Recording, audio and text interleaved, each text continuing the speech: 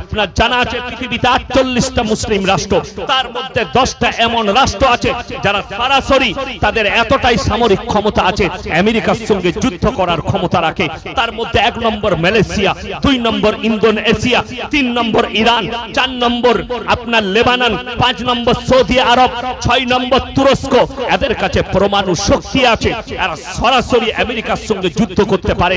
এদের কাছে হাতের ধুলোর মতো উড়ে যাবে ইসরায়েল। মাত্র 60 লাখ ইহুদি আছে আর পৃথিবীতে 250 কোটি মুসলমান। পিঁপড়ের মতো মারা হবে। খালি তারা নিজেদের মালের তারা, ব্রেনের তারা, বুদ্ধির তারা, বিবেকের তারা মুসলমানকে পদস্থ করে তাদের মাথার উপরে চেপে বসে গেছে।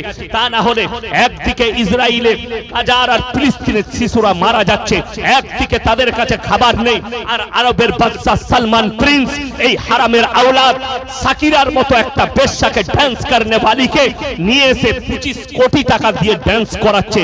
আর এইদিকে গাজা ফিলিস্তিনের শিশুদের কাছে খাবার নেই। রমজান মাসে গোটা গোটা খাসিকে তারা নিয়ে ইফতারি করতে বসেছে, এক টুকরো খেয়েছে, বাকিটা ডাস্টবিনে গেছে। আর গাজা আর ইসরায়েলের শিশুরা, গাজা আর ফিলিস্তিনের শিশুরা তাদের ডিব্বা নিয়ে ইসরায়েলে দাঁড়িয়েছে। তাদের দিকে তাকিয়ে দেখুন। मौलाना ताकी, अल्लामा ताकी उस्मानी बोलेছেন, अगर दुनिया के मुसलमान ये सोच रहे हो कि ये लड़ाई गाजा और फिलिस्तीन तक रहेगी, तो ये तुम्हारा गलत फहमी है।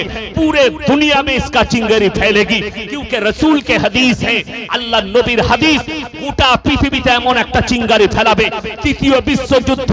এটা বাবা ভাঙ্গার নয়, এটা বৈজ্ঞানিকের নয়, আমার রাসূলের ইশারা। এমন একটা পৃথিবীতে